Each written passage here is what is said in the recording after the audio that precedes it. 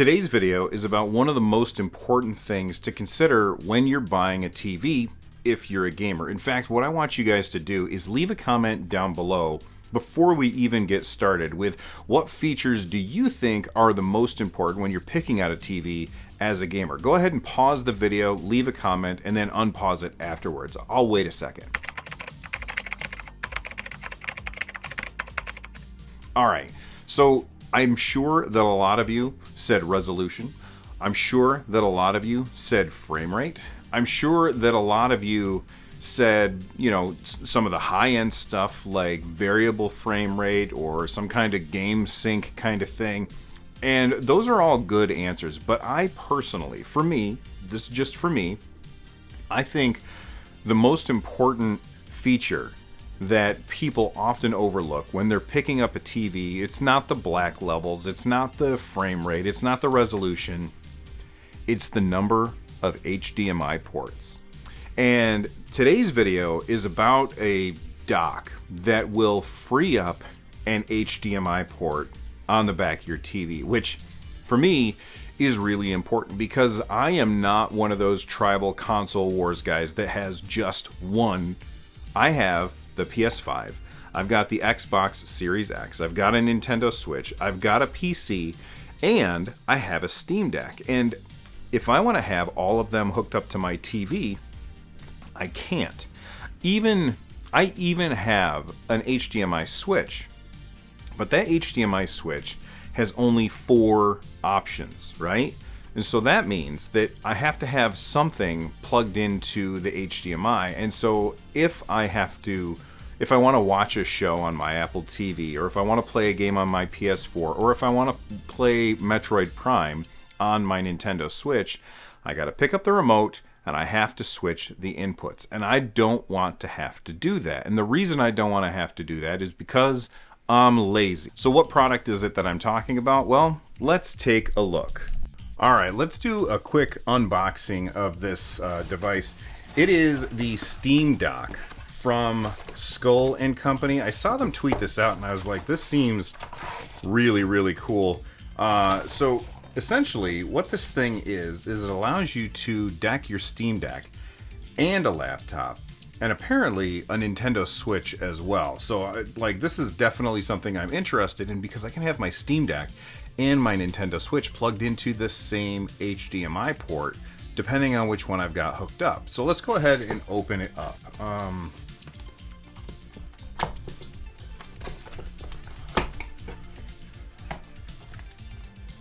You've probably seen me do quite a few not unboxings, but quite a few reviews or looks at Steam Deck docks. This one is definitely different. All right, it's got a little piece of plastic covering that. And is there anything underneath here? No, there's nothing under there. So let's set that off to the side. Actually, before we look at that, let's just look at the box real quick. It says it's the Steam Deck Core Drive Pro.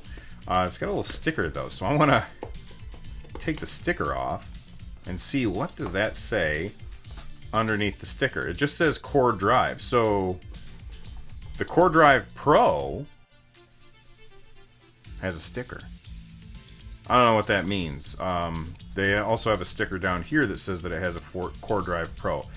They've got the dimensions on it, and it says it's got one USB Type-C 3.1 male full function, one USB Type-C 3.1 female power delivery only up to 100 watts. So that's definitely plenty to charge both the Nintendo Switch and the Steam Deck.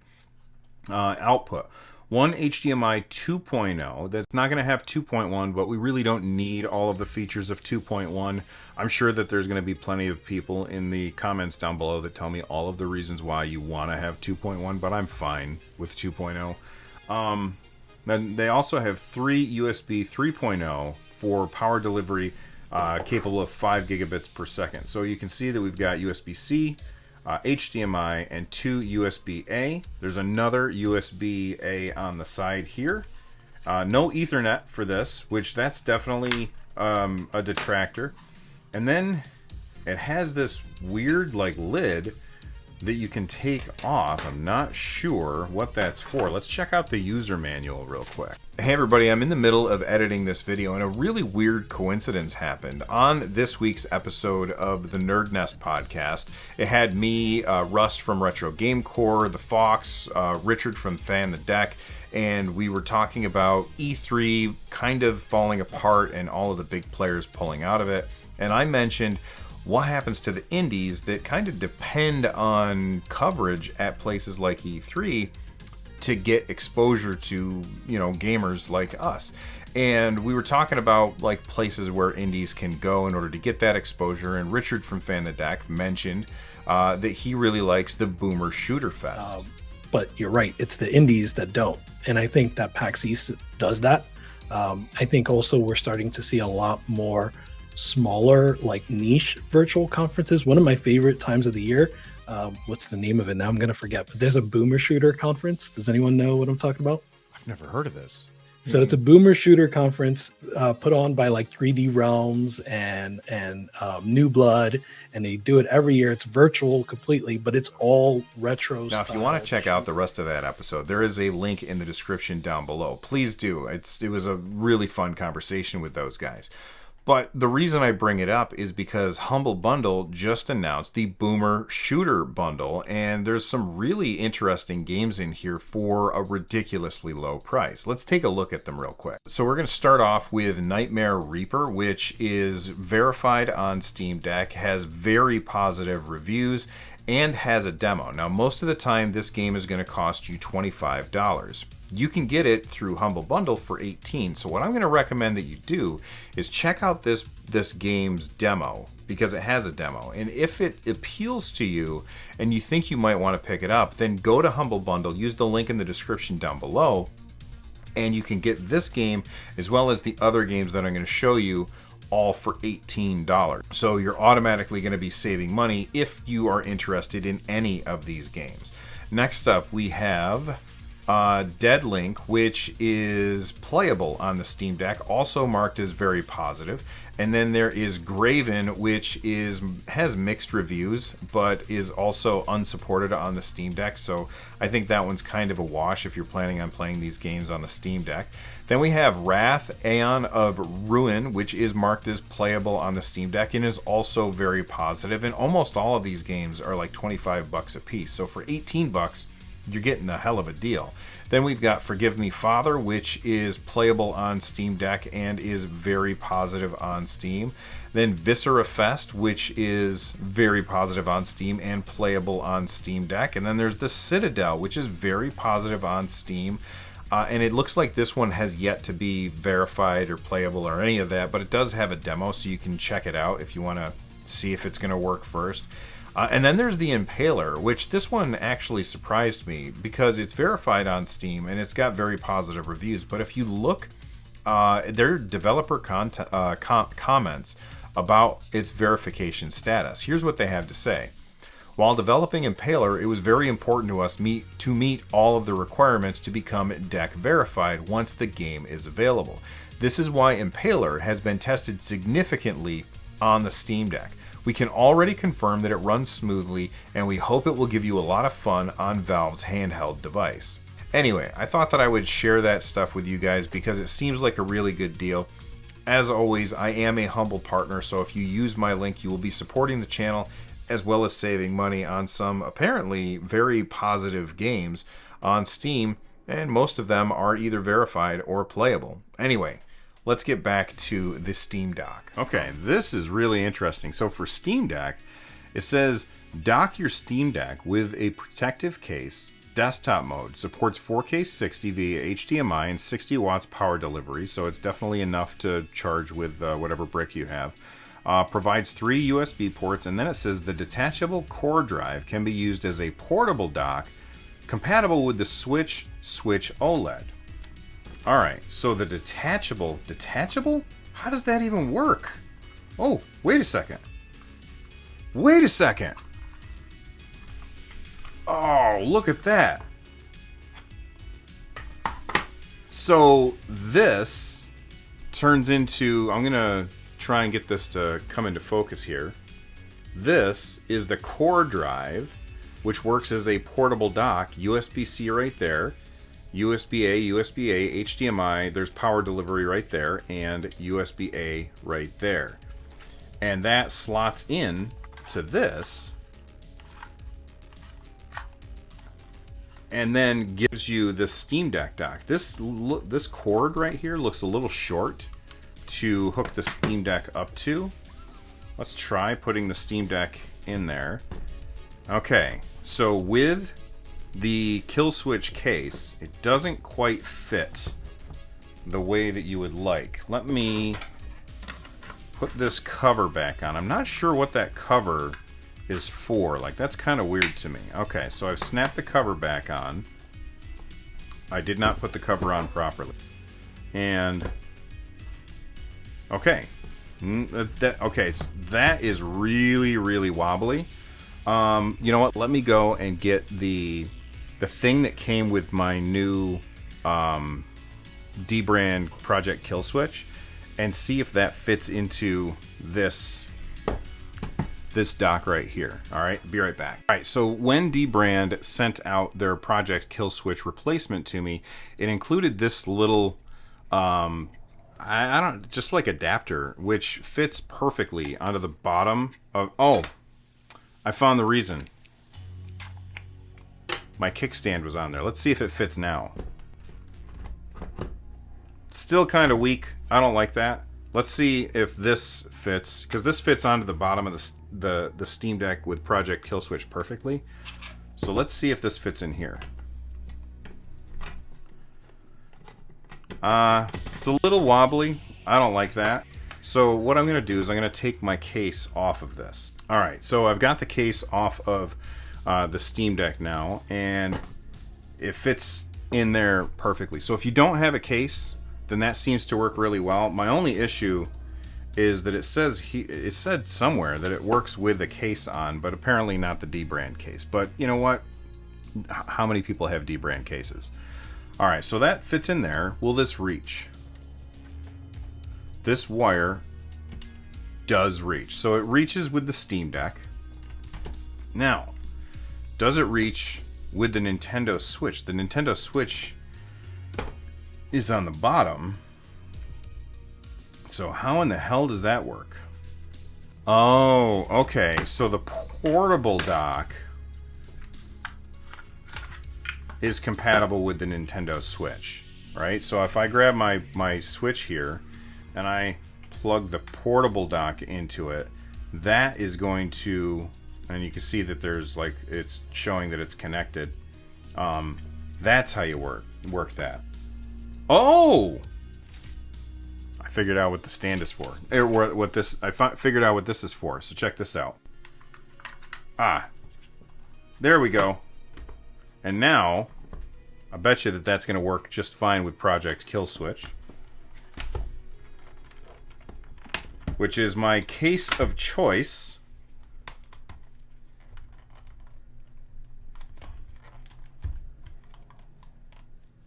All right. Okay. That works. So that'll hold that up. But I was really hoping that I wouldn't have to like do too much in order to hook up the Nintendo Switch to it. So what you actually have to do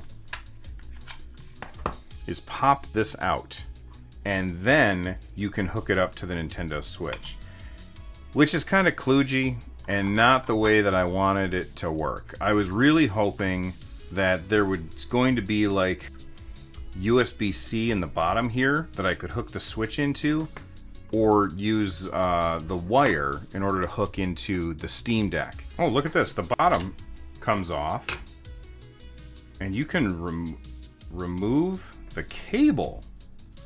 Why would you want to remove the cable? Let me look at this. What? Okay. That's so weird. Why would you want to do that? All right, let's go ahead and plug the cable back in. And we'll put the bottom on, which has a really cool design on it. I'm just going to show you that design real quick. Like, look at that design. I love that it's got Pac-Man and Space Invaders on there.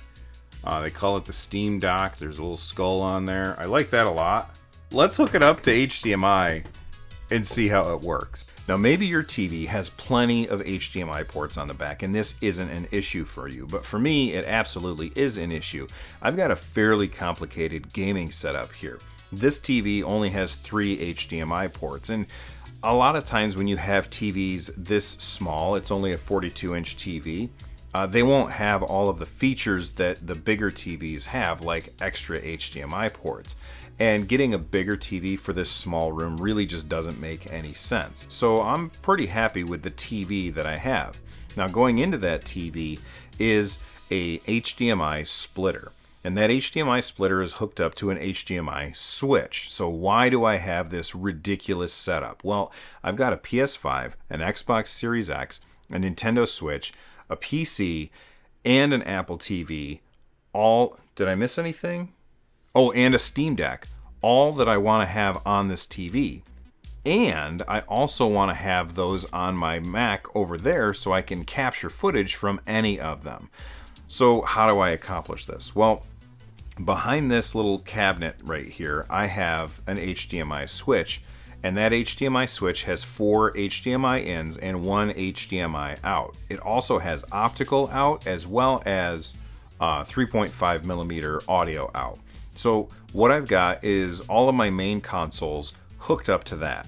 Then the consoles all go into a splitter. That splitter is then comes out into the back of this TV, and the other end runs by a very nice, expensive HDMI cord that's really, really long, snakes through the wall and comes out over by my computer over there so I can capture footage from them.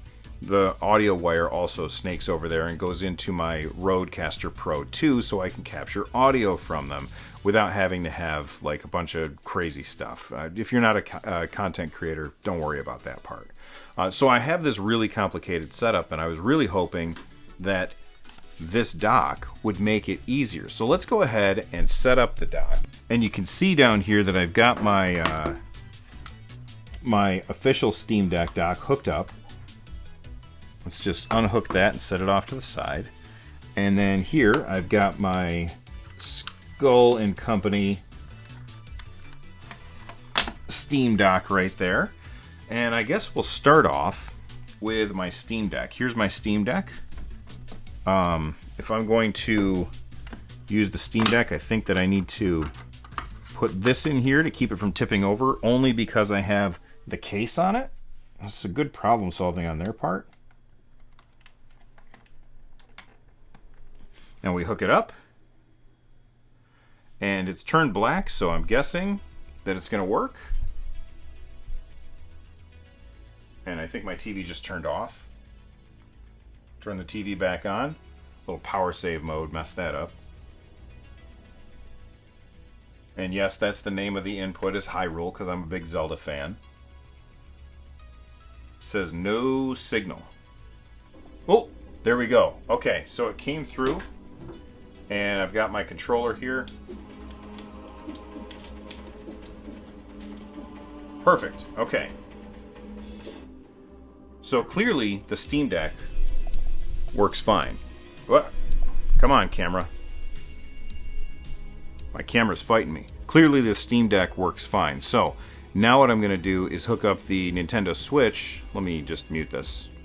Now I'm going to hook up the Nintendo Switch and see how that works. Now, remember, with the Nintendo Switch, you can't hook it up the traditional way, because with the Steam Deck,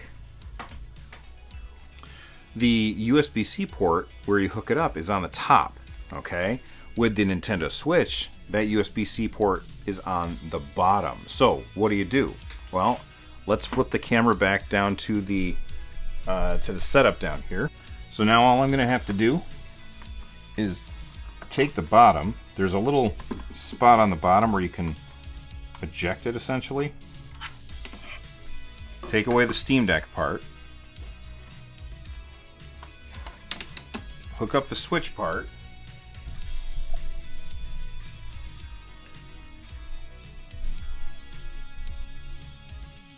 Let me grab my Switch Pro controller.